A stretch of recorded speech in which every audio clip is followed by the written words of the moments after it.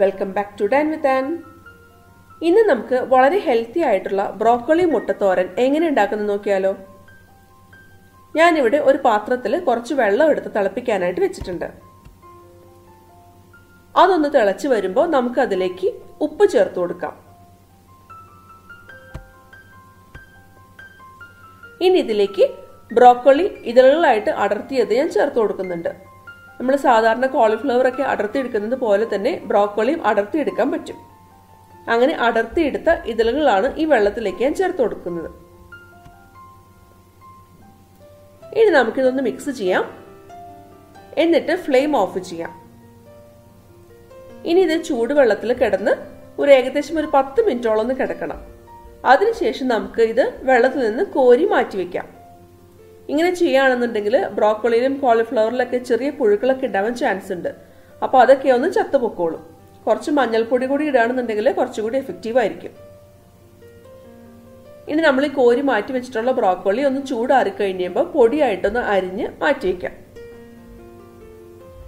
ഒരു പാനിലേക്ക് ഞാനിവിടെ 2 ടേബിൾ സ്പൂൺ വെളിച്ചെണ്ണ ചേർത്ത് കൊടുക്കുന്നുണ്ട്. വെളിച്ചെണ്ണ ഒന്ന് ചൂടായി വരുമ്പോൾ അതിലേക്ക് ഒരു സവാള പൊടിയായിട്ട് അരിഞ്ഞത്, 1 ടീസ്പൂൺ വെളുത്തുള്ളി പൊടിയായിട്ട് അരിഞ്ഞത്, 1/2 ടീസ്പൂൺ ഇഞ്ചി പൊടിയായിട്ട് അരിഞ്ഞത്, എരിവിന് വേണ്ടിയിട്ട് 6 പച്ചമുളക് പൊടിയായിട്ട് അരിഞ്ഞത്, ഇത്രയും ഞാൻ ചേർത്ത് കൊടുക്കുന്നുണ്ട്. ഇനി ഇതെല്ലാം കൂടി നന്നായിട്ടൊന്ന് മിക്സ് ചെയ്തെടുക്കാം. ഈ സവാള ഒരുപാട് മൂത്ത് പോകേണ്ട ആവശ്യമില്ല. എന്നാൽ ചെറുതായിട്ടൊന്ന് സോഫ്റ്റ് ആയിട്ട് വരണം. ഒന്ന് ചെറുതായിട്ടൊന്ന് കളർ മാറി തുടങ്ങുന്ന ആ ഒരു പരുവം നമുക്കൊന്ന് വഴറ്റിയെടുക്കണം. ഇനി അതിലേക്ക് 1/4 ടീസ്പൂൺ മഞ്ഞൾപ്പൊടി ചേർത്ത് കൊടുക്കാം. എന്നിട്ട് ചെറു തീയിൽ വെച്ചിട്ട് നന്നായിട്ടൊന്ന് വഴറ്റിയെടുക്കാം.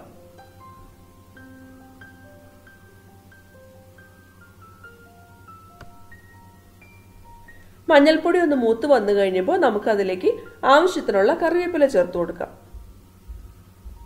എന്നിട്ട് വീണ്ടും നന്നായിട്ടൊന്ന് വഴറ്റിയെടുക്കാം.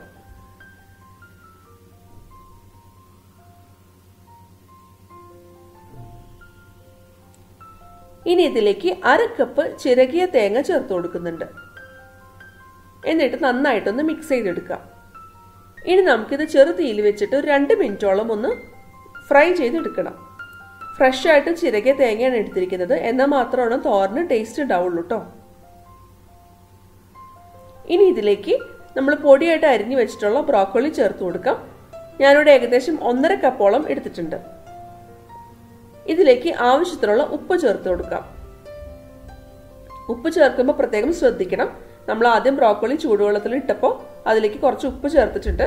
അപ്പോൾ ആ ഒരു ചൂടിൽ കുറച്ച് ഉപ്പ് എന്തായാലും ബ്രോക്കോളിയിൽ പിടിച്ചിട്ടുണ്ടാവും. അപ്പോൾ ഇപ്പോൾ ഉപ്പ് ചേർത്ത് കൊടുക്കുമ്പോൾ അതനുസരിച്ചിട്ട് നമ്മൾ അഡ്ജസ്റ്റ് ചെയ്ത് വേണം ചേർത്ത് കൊടുക്കാനായിട്ട്. ഇനി ഇതെല്ലാം കൂടി നന്നായിട്ടൊന്ന് മിക്സ് ചെയ്തെടുക്കാം. നമ്മൾ എരിവിന് വേണ്ടിയിട്ട് പച്ചമുളക് ചേർത്തിരിക്കുന്നത് കൊണ്ട് തന്നെ വേറെ മുളക് പൊടി ഒന്നും ചേർക്കേണ്ട ആവശ്യമില്ല കേട്ടോ. ഇനി നമുക്കിതൊന്ന് മൂടി വെച്ചിട്ട് ചെറു തീയിൽ വെച്ചിട്ട് 3 മിനിറ്റ് ഒന്ന് വേവിച്ചെടുക്കാം. ഇടയ്ക്ക് നമുക്ക് ഈ അടപ്പൊന്ന് തുറന്നു നോക്കാം. എന്നിട്ട് ഇളക്കി കൊടുക്കാം. ബ്രോക്കോളി വേവാനായിട്ട് ഒരുപാട് സമയമൊന്നും ആവശ്യമില്ല. പെട്ടെന്ന് തന്നെ വെന്ത് കിട്ടും. ഓൾറെഡി നമ്മൾ ആദ്യം ചൂടുവെള്ളത്തിൽ ഇട്ടപ്പോൾ തന്നെ ഒരു ഹാഫ് കുക്ക് ആയിട്ടുണ്ട്. ബാക്കിയുള്ളത് ഈ പാനിൽ കിടന്ന് തന്നെ പെട്ടെന്ന് തന്നെ വെന്ത് കിട്ടും. വീണ്ടും നമുക്കൊന്ന് മൂടി വെക്കാം. എന്നിട്ട് വേവുന്നത് വരെ നമുക്കൊന്ന് വെയിറ്റ് ചെയ്യാം. ഇപ്പൊ ബ്രോക്കോളിയൊക്കെ നന്നായിട്ട് വെന്ത് വന്നിട്ടുണ്ട്. ഇനി നമുക്ക് ഇതിന്റെ നടുക്ക് ഒരു ചെറിയൊരു കുഴി പോലെ ഒന്ന് ഉണ്ടാക്കാം. അതിലേക്ക് ഞാൻ 2 കോഴിമുട്ട പൊട്ടിച്ചത് ചേർത്ത് കൊടുക്കുന്നുണ്ട്. ഇനി നന്നായിട്ടൊന്ന് മിക്സ് ചെയ്യാം. എന്നിട്ട് ഹൈ ഫ്ലെയിമിൽ വെച്ചിട്ട് 2 മിനിറ്റ് ഒന്ന് കുക്ക് ചെയ്തെടുക്കാം. ഈ മുട്ട പെട്ടെന്ന് തന്നെ ഒന്ന് വെന്ത് കിട്ടും. നല്ല ചൂടിലാണ് ഈ ബ്രോക്കോളിയും തേങ്ങയൊക്കെ കിടക്കുന്നത്. അപ്പോൾ ആ ചൂടിൽ കിടന്നതിന് പെട്ടെന്ന് തന്നെ മുട്ട വേവാൻ തുടങ്ങും. അപ്പോൾ അതുകൊണ്ട് ഹൈ ഫ്ലെയിമിൽ ഇടാണെന്നുണ്ടെങ്കിൽ പെട്ടെന്ന് തന്നെ നമുക്ക് വെന്ത് കിട്ടും.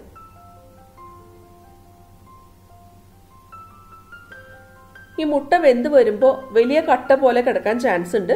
അപ്പം അങ്ങനെ കട്ട പിടിക്കാതിരിക്കാനായിട്ട് ഇങ്ങനെ കണ്ടിന്യൂസ് ആയിട്ടൊന്ന് ഇളക്കി കൊടുത്താൽ മതി.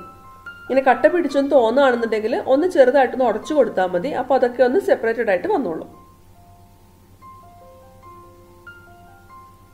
ഇപ്പൊ ഇതാ മുട്ടയൊക്കെ നന്നായിട്ട് വെന്ത് വന്നിട്ടുണ്ട്. നമുക്ക് കാണുമ്പോൾ തന്നെ അറിയാം ഒട്ടും കട്ടയില്ലാതെ ചെറിയ തരി തരി പോലെയാണ് എല്ലാം കിടക്കുന്നത്. ഈ ഒരു പാകമാണ് ഇതിന്റെ ഒരു കറക്റ്റ് കൺസിസ്റ്റൻസി എന്ന് പറയുന്നത്. ഇനി നമുക്ക് ഫ്ലെയിം ഓഫ് ചെയ്യാം. വളരെ ഹെൽത്തി ആയിട്ടുള്ള ടേസ്റ്റി ആയിട്ടുള്ള ബ്രോക്കോളി മുട്ടത്തോരൻ ഇവിടെ തയ്യാറായിട്ടുണ്ട്. ബ്രോക്കോളി അതുപോലുള്ള പച്ചക്കറികളൊന്നും കഴിക്കാത്ത കുട്ടികൾക്കൊക്കെ ഇതൊന്നും ഉണ്ടാക്കി കൊടുത്തു നോക്കൂ. അവർ ഒരുപാട് ചോറുണ്ടോളും, അവർക്കെല്ലാം ഒരുപാട് ഇഷ്ടമാവും. അപ്പം എല്ലാവരും ട്രൈ ചെയ്ത് നോക്കണം.